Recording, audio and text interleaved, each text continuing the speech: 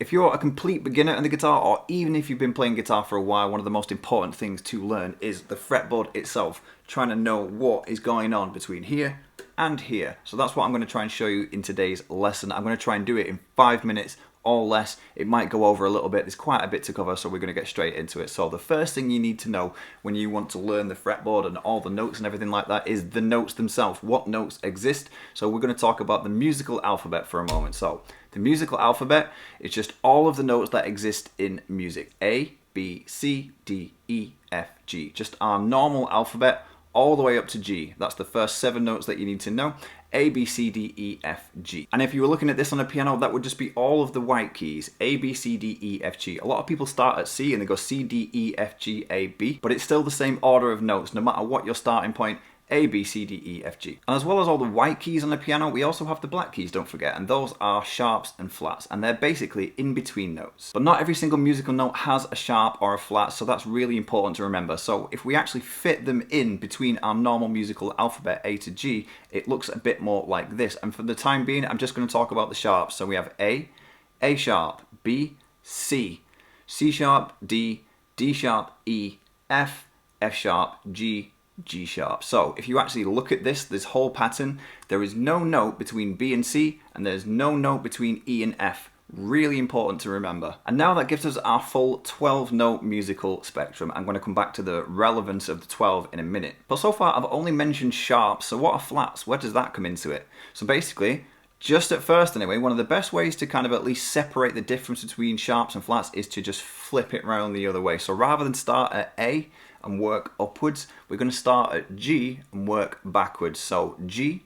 goes to G flat, then to F, then to E, then to E flat, then to D, then to D flat, then to C, straight to B, B flat, A flat, and that takes us back to G, because once you finish the whole pattern, it just repeats infinitely. And again, no matter which way you're going, really important to remember, there's no note between B and C, there's no note between E and F. So F flat doesn't exist, just like E sharp doesn't exist. B sharp doesn't exist, just like C flat doesn't exist. But also that does mean that there is certain musical notes that have 2 names. For argument's sake, if I play a G note on the guitar, and then I play an A note, that note in between, depending which way I'm looking at it, could also be G sharp, or it could be A flat.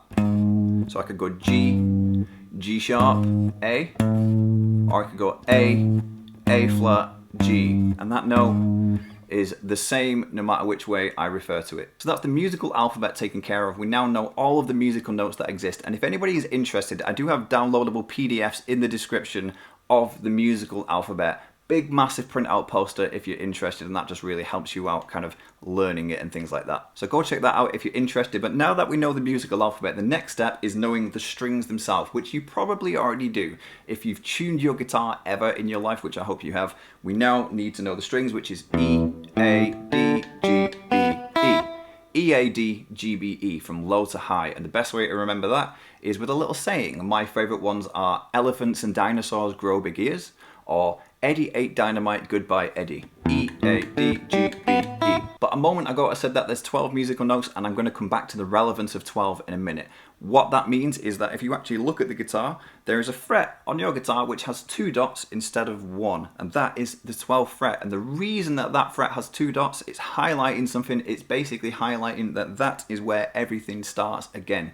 If I play every single musical note, obviously now I know my musical alphabet, I'm going to ascend from E on the low string. I'm going to go E, F, F sharp, G, G sharp, A sharp, B, C, C sharp, D, D sharp, E.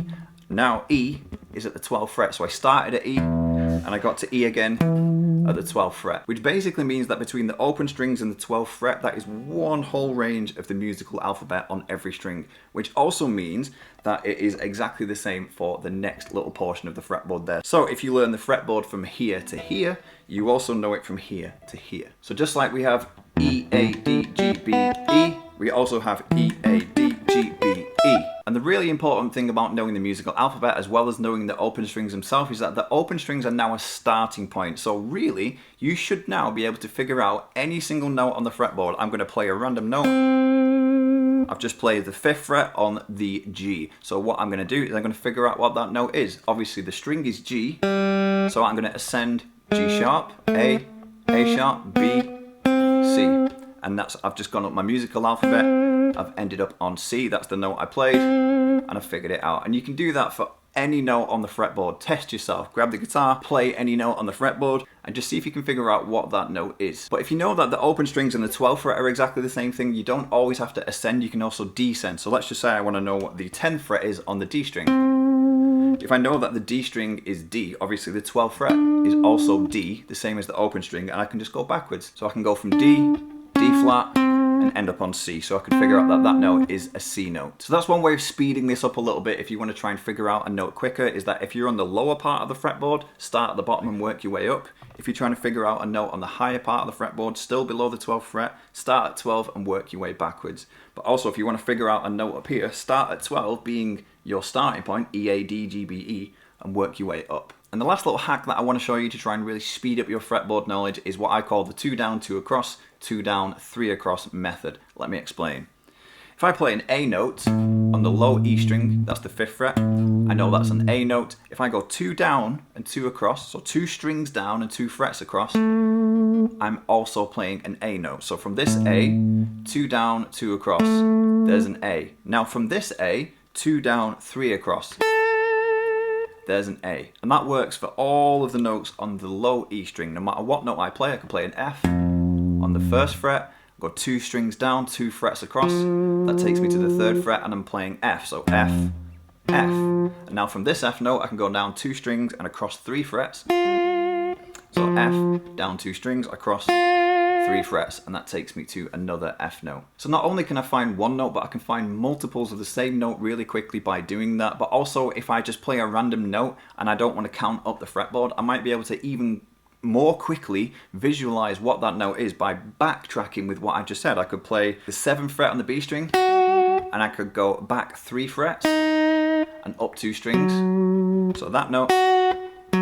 is the same as that one, and I could go back again 2 frets and 2 strings, which takes me to F sharp. So I figured out that the 7th fret on the B string is an F sharp note. So there you go, that's basically it. That's the fretboard. That's one of the most important things there is to know. Understand the musical alphabet, get all of your starting points, which is your open strings, know that it's exactly the same on the 12th fret, and if you want to try and speed it up a little bit, there's a little hack there to being able to find different notes in different places, which you can either play up, play backwards, and just try and really master where those notes are. One of the main things I want to stress is that it's probably the most important at first to learn it at least on the low E string and the A string. Get really used to knowing where the notes are on this string and the A string. And the last little tip is that if you know the notes really well on the low E string, they're exactly the same on the high E string. So anything that you play on this string is the same on that string. So again, that narrows it down a little bit. So I hope that made sense and it really helped you understand the fretboard. If it didn't make sense, just save this video and rewatch it, and it takes as long as it takes for it to sink in. But once you know it, the best thing is you know it. It never changes. Unless you change the tuning of your guitar, which then obviously does change things a little bit. But anyway guys, if you found this video useful, please leave it a like, leave me a comment and let me know what you think. As I said earlier, I do have PDF downloads both of the musical alphabet. I've also got a PDF download of the entire fretboard, all the musical notes, and it's a big A2 size poster I believe, but you can shrink it down to smaller sizes.